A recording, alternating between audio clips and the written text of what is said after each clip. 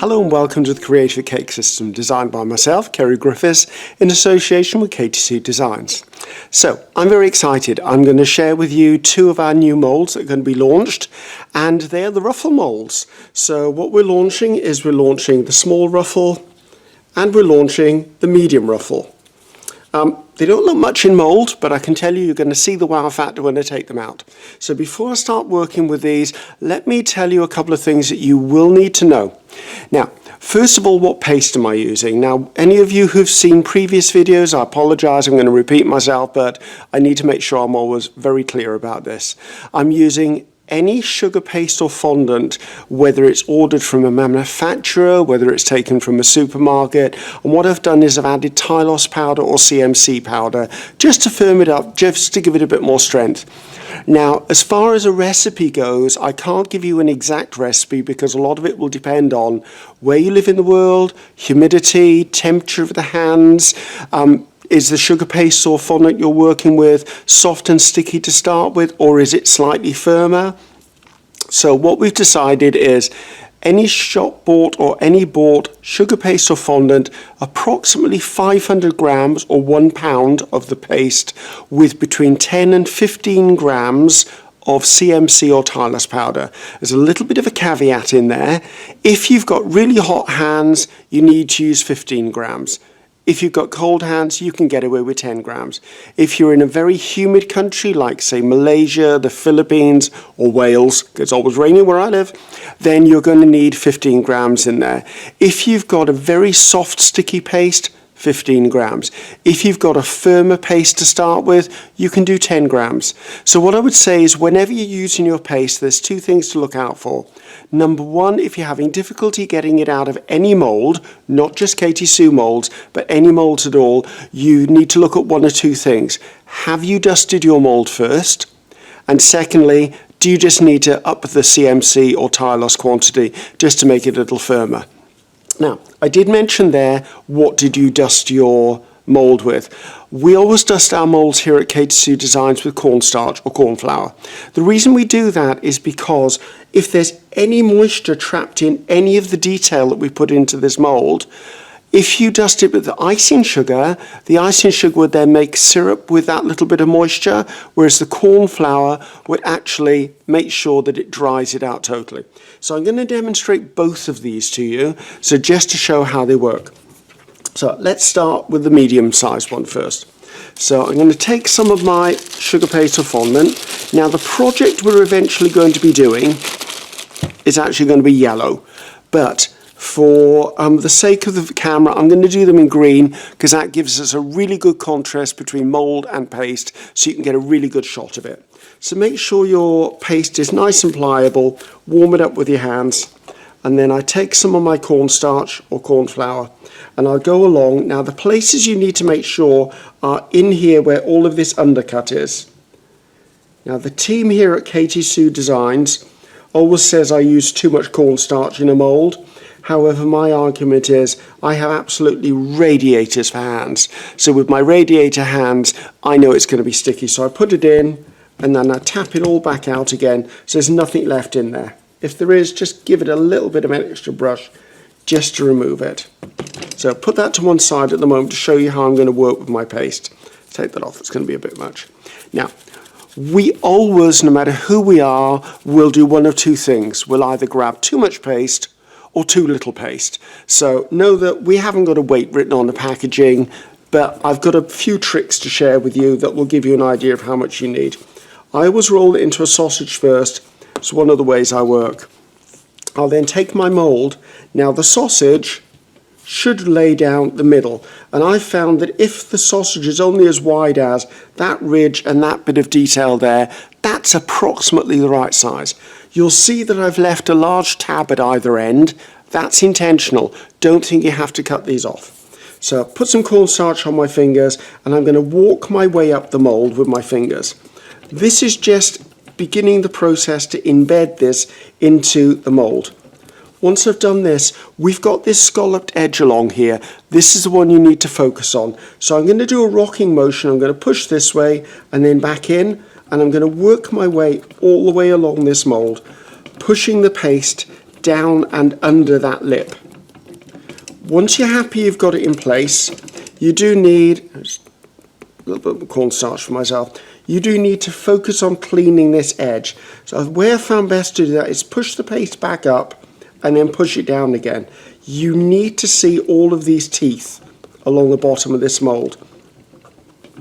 This is part of the process that will give you a cleaner looking fluted edge or ruffled edge when we're finished. Working my way along, all the way to the far end. Again, you'll see I've left these tabs on here because I want them there for a specific reason. Now, once I'm pleased with that, I go along and give one more press down, and that just tucks that paste under that lip one more time. Once that's in place, I'll take off this end, the end that's nearest me, put that to one side. Now along here, there's actually a scalloped edge within that ridge, so I'm going to press the paste down into it. Now, you would probably think or naturally want to reach for a rolling pin at this point. Don't reach for a rolling pin. If you roll over the top of this, what you'll do is you'll press the paste in so far that all of the little ridges in it will thin the paste, and it's going to tear on you when you take it out or start to manhandle it a lot. So I've found I quite like an uneven surface here, because when the moulded piece comes out, it gives variation in depth. It also makes the ruffle look a little more natural. So I've pressed that in my fingers. I use this part of my thumb just to press down. Now, you would naturally think I would want a thumb swipe and clean that top edge off. I found it's easier and quicker not to. If I do that, sometimes I pull the paste out. So leave that and I'll show you what to do next. Now, holding the excess paste, I will take this and I will open this out just so I'm releasing that paste from the edge. I will then take this, turn it over completely. So once it's upside down, this piece of paste here will be giving me a little bit of gravity to help the mould start to release the paste. Otherwise, you're trying to pull it down. Now, I'm going to open the mould outwards and then walk my fingers along. And as I walk my fingers along, because of the nature of the paste and the nature of the mould, you end up with a beautiful ruffle. Now, obviously, we're still part of the way through the process. Now, my weapon of choice is a pizza wheel, because I love my pizza wheel. I'll trim the edges off, one edge, I'll trim the other edge there. Now, that ridge that I didn't clean with my thumb swipe, you can see there's a line. So if I want to keep the ridge, I just run my pizza wheel all the way along it, and that will give me that nice ridge at the top if I was using this as a one-off piece. Now, I tend to find if I'm stacking them, and you'll see the project shortly, I'm going to overlap them. So to overlap them, I'll take my pizza wheel and I'll hold it at a 45-degree angle. Now, remember, this is a sharp blade and this is my finger. So I rest it gently and at a 45-degree angle. I cut along this top edge because for the process I'm using, I don't actually need that top edge on it. So I do have options. So as a decorative fluted edge, I've got it. If I want to stack it, I've actually taken it off. So this allows me to put another moulded piece over the top. The other good thing about this paste and this mould is I can then turn this into shape. So if I wanted to do some sort of scalloped frill, if I had a shape I wanted to put it around, I can do this so much more easier without the top edge. So that's the medium-sized one. So let's roll that back up and go and show you the small one. The small one is exactly the same process and it will give you exactly the same look, except obviously it's a bit smaller. So let me just massage this in. Always make sure when you use any paste, no matter what project you're doing, whether you're just using sugar paste or fondant to cover a cake, whether you're using gum or flour paste to make flowers, whether you're using 50-50 paste, whatever project you're doing, always make sure you use the heat of your hands to warm up the paste. It will always make any project you do so much easier to do. And that stands for using paste in moulds as well. So, again, sausage. As you can see, what I've done is I've got it approximately the width of the fluted edge to the edge. that's a really good guideline for you as to how much paste you need. The more paste you put in, the harder it is to deal with. So using my fingers, walk my way up the mould. If it's a bigger mould, I'd use my thumbs, but with these size moulds, I don't have to do that. Concentrate on pushing that paste down into that fluted edge, then push up and push down again. That rocking motion tucks the paste underneath. Now, if I'm doing a cake of any sort, I can prepare these pieces in advance. I would say no more than an hour in advance, though. And what I would do is I would prepare them and keep them covered with plastic wrap or maybe an airtight container, just to make sure they don't dry out. But you can prepare them in advance, so maybe while your cake is chilling in the fridge, I could go ahead and do these ahead of time. So there you go. Just take a little bit more pressure to put that in place. And as I did before, I'm going to press this top edge down so that I capture all of that detail that Katy Sue has put into this mould for me. One more press with the pad here. Remember, I've found that using a rolling pin is a no-no. It works against you. I'm going to tear away that bit of paste because I don't need it. Lift it up, open it out, and I'm literally just making sure that it's released, it's not sticking anywhere. Flip it over, open it out, and walk my fingers along the back of the mould. Coming out the end, there you go. That gives me my edge. I can just go in my pizza wheel, trim off the end bits. I'm very much a commercial decorator. I want to make sure that things are as quick as I can possibly make them. Then if I was using it with the fluted top edge, I can just come in, trim that to a straight line, so then I have this. It's got a nice fluted edge here that can use for ornamentation. However, if I want to make sure that I've got a beveled edge because maybe I want to put a rope on it, maybe I want to put a small garland of flowers, I will hold this at a 45-degree angle, rest the paste against my fingers, and carefully, not one for the children, go along with your pizza wheel and cut along the edge. You could use a small sharp knife, or I do know there are clay knives that are like a really long razor blade. You could use that instead. So this then gives me the small ruffle, and again, as you can see, I can even put it into a circle. So if I wanted to make a little ballerina skirt, I can do that. If I wanted to put scoops onto the side of a cake, I could do that. So now we've looked at the mould, let's take a look at the cake project we're going to work on. So I've cleared the decks a bit because what I did is I've actually made all of my pieces ahead of time. And as I said to you, I've got them all ready to go, and I've got them on a piece of plastic wrap, and I've got them under plastic wrap. And these have been done for about an hour now, so that shows you that you can still work with the paste after an hour. So let's put that to one side, and let's take a look at the project we're going to be doing. So, there you go. Now, on trend within the wedding cake world is Ruffle, and Ruffle will be there and always be there. However, I needed to come up with something because I'm a commercial decorator. I needed to work quicker. What I find is if I'm doing a ruffled wedding cake, it can take you a couple of hours to roll out the pieces of paste, frill them and attach them. I wanted to give you the option of working faster, therefore making more profit on the cakes that you actually create for a client. So here we've done an upward ruffle and we've used the medium-sized ruffle mold. So I'm going to show you how I created this, but a few things first of all. For this particular one, I've got a 4-inch round cake, which is 4 inches high.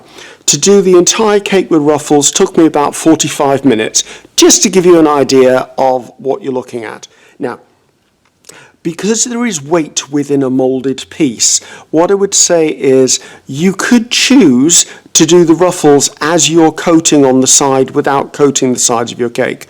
So say we've got a cake and we've coated it with, say, ganache and it's been chilled. All I would have to do is put a bit of paste on the top of the cake, and then I could use the ruffles to actually be my sugar paste or fondant coating on the side of the cake.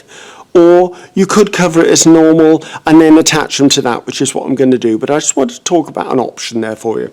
So as you can see, it's very uniform, it's very cute. It would make a great top to wedding cake. I've done it with upward ruffles here. On a previous wedding cake, you'll see I've done them as downward ruffles. So quite a lot of variation there. It depends on you as a designer as to what you want to do.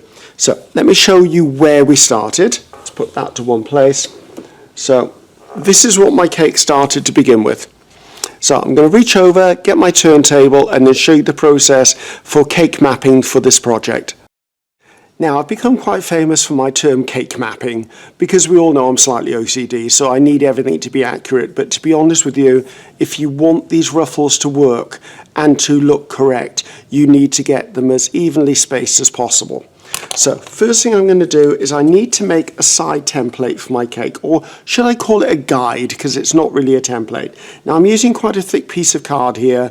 I would probably say a bit of cake box card is fine. Don't use paper, because paper will curl up on you.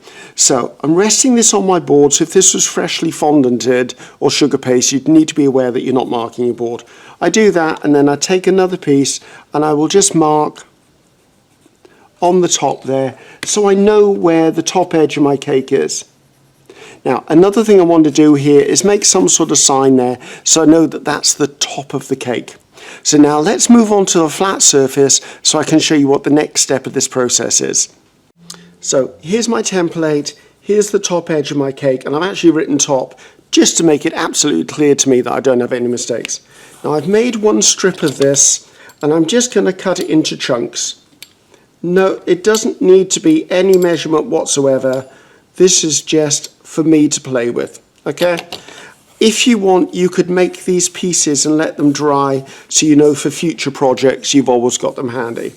I'm now going to come in here. I'm going to lay these pieces onto this piece of card to find out how they will look on my finished cake. It will also tell me how many versions I'm going to need or how many strips I'm going to need.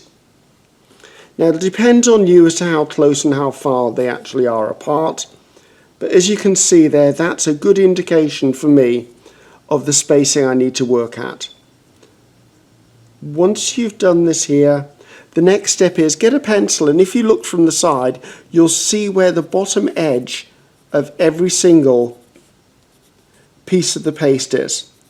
And obviously the bottom one is at the bottom, and we're doing something slightly different at the bottom, but it won't affect the depth of that. So if I move those to one side, you can now see my markings. As I said, you could put these in a box and keep them for future, and they don't have to keep on cutting those up. I'm then going to take a ruler or another piece of card. I'm going to come in here and draw across. Now I happen to know from doing this a few times that on average this gap is about 1 centimetre. But I don't want to rely on it being 1 centimetre because I can never guarantee exactly the height of my cake. We're all very good at trying to make things uniform, but there are no guarantees in life, so I want to make sure that I'm ready to go.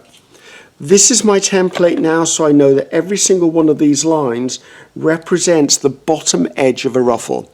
So now let's go back to that cake of ours. So we have our cake, we have our template. Now remember, if this was a cake that had been freshly covered in sugar paste or fondant, be careful of this bottom board. It could be for you personally, you do this whole process before it's mounted on its board. It's a personal choice. So I'm going to put my template here. Now wherever these lines are, I'm using a plastic knife here. All I'm doing is making a small mark in the fondant or sugar paste. I'm not cutting into it because I don't want to damage it in any way. You could even do a pinprick if you want. So where each of these lines is, I'm going to go down. I'm just putting a little bit of a mark into my paste, move around a few inches and repeat it. So I'm going to continue around my cake, and probably every couple of inches or so I'm going to do this process just so I have something to line up, and then we're going to look at gluing and attaching the ruffles just to show you how easy it all is. So as I told you, I have all of my ruffles ready to go. I actually pre-cut them so they're all ready here for me, as you can see. Now I need to glue the back, but before I glue the back, let's just talk a little bit about the glue I'm using. It's just a glue I've made up myself. I've just got some warm water that's been pre-boiled, and I'll put a little bit of CMC or Tarlos into it. This just makes it down to a glue. You can buy a glue. You could attach them with piping gel if you really need it. I don't tend to find that works very well for me. You could use a little bit of water, but I'm always aware that if you're attaching something with water, you're making the paste soft, and therefore it might be a problem. I would not recommend attaching it with egg white, however, because obviously this cake is not going to be cooked and the egg white won't be pasteurized. So taking my piece of paste here, it's the medium size, and as you can see, I cut the top ridge off. I'm going to come in. Now I'm putting enough glue on this to attach it. I'm not putting a huge amount of glue on it. I don't want it swimming around. I want it to be slightly sticky. Whenever I make my edible glue, I make my edible glue slightly firmer, just so that it's not a wet syrupy look. Make sure you glue this top edge as well, because that's going to attach to the cake, but when you actually layer it, this will then attach to the bottom edge of the previous one. So put that to one side.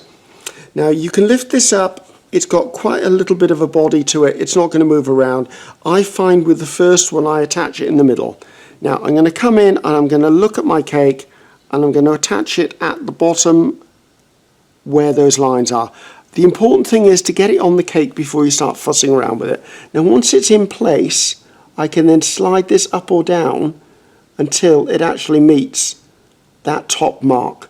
Now, as a helpful hint, this should obviously lay up against the top edge of the cake, so you can go in and work around it. I use my fingers just to cup the bottom. I find if I press too hard at the top here, I could distort these ruffles. So if I just roll it to me, unfortunately, I have to have it facing me to be able to make sure it's all lined up. The first one is obviously the one you need to do the most work with, because it's the important one. So just make sure it's all nicely laid up.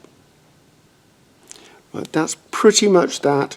Just again, make sure it's cupped up against the cake. I'm a big one for check, check and double check. You will probably go back to this in a few minutes and find it might have slid down slightly. That's fine, just as long as you're aware you need to keep an eye on it. Now when it comes to fitting another piece in, I would naturally advise don't glue the whole piece, then try and stick it on and juggle with it. Look at your piece of cake and actually lay it against the cake dry and decide where you're going to cut it off. So we're going to cut that excess off. Keep your little pieces. Make sure these little bits are kept because you can use them on the next strip. So I know that that's going to fit into this gap. So again, I'm going to come in, add my glue, not too much. I don't want it sliding around, but also I don't want it too dry that it doesn't attach to anything. I do a little bit on the ends because of course it's being attached to its neighbour. So again, coming in, I'm going to push that up against the first one, and it's more important for me to actually attach it to the cake before I play with it. Now, because this ruffle has a bit of a concertina, if you're just slightly short, you can always stretch this slightly and the ruffles will open out a bit. Opposite, if you've cut it one ruffle too much, you can always tuck it back in and it'll squeeze down a bit. So now that you've done this, go around the cake and make sure this top one is exactly where it needs to be. So all of those lines you spent time doing, you need to make sure you're in line with the very first one. You could turn the entire cake upside down and do this upside down. I find I want this standing slightly proud of the top of the cake, so if I did it turned upside down, they'd all be flush, and I think that takes away from it slightly. So I think that's that one in place. As I said, because of the glue, you can move them around slightly. So here is my join. Now, one thing to note, don't line all of your joins up. If you line all of your joins up, you're just going to have this one line all the way down the cake. It's good to try and vary it a bit. So what I tend to do is that little piece that I cut off, that's my starting piece for the next bit. So I'll just put an edible glue on that one. And then I'll go in and where the join is, which is there, I'll overlap that join, and then I'll bring it down so that it's in line with my next mark, which is there. Now, as you can see, because of the measurements we've done, the top of this just sits over the start of that bevel on the bottom of that one. And again, I will work my way around the cake, attaching those. So I'm going to continue around the cake, and then I'll bring you back in when I do the very bottom one, because we're doing that slightly different, because remember, we didn't cut the ridge off. So as you can see, I've now done the ruffling all the way down to the very bottom space in the cake. It's important periodically to look at your cake, and I tend to just make sure everything is in contact and that it doesn't move. It'll depend on how fresh your fondant is, how much glue you've used. I just always really do just go back. After about 15 minutes, it'll be where it needs to be, because the glue will have actually absorbed the sugars from both surfaces. So I do go in and look at it eye level. It will make a lot of difference if you can get eye level at it, which is why I've got my taller turntable here. So now, talking about the bottom one, remember this top ridge that we didn't cut off? I left it because, if you can see with the overhead, I designed with this a really nice fluted edge, and I've cut the top edge with my pizza wheel to make sure it was a straight top edge. This is the bit that is going to sit on the board. So if I flip this over as before, again using my edible glue, remember, less is more. I can always add a little bit more with a paintbrush if it's not sticking, but if I put too much on, then things could move all over the place and I end up with one heck of a sticky mess on my hands, on the brush, and you don't want to put wet glue fingers on the cake anyway, because obviously you leave marks on the cake. So I'm going to turn this slightly so I can see straight on. I'm going to come in and tuck the last one just around the bottom. Now, because you need to get it in there, I tend to use the end of my paintbrush just to push in at the base of each of those ruffles. And what that does, as you can see, it tucks it down and into the bottom of the cake. It also helps me accentuate the scallop that we put into the mold. Now, this bottom edge here, so that's what it would look like. I'm not going to go around the whole cake because I can do that at any point. You've already seen how it's done. But this bottom edge is a beautiful place. You can put a little pearl in there. You can put a little blossom in there. You could put the tiniest little rope of colour around there. It's a nice place to sit something. However, if you wanted to go in and say you wanted to put the serrated rope mould, or you wanted something different at the bottom, you could always have trimmed that bottom off so it looked like the other ones, and then you do have space.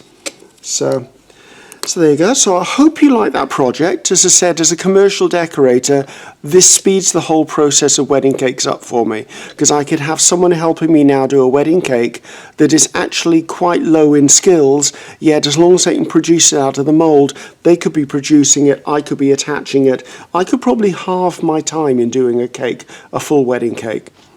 So I hope you've enjoyed this. Let's have a look at the final cake, and I'm looking forward to seeing what you come up with, my Ruffle Molds. Bye-bye now.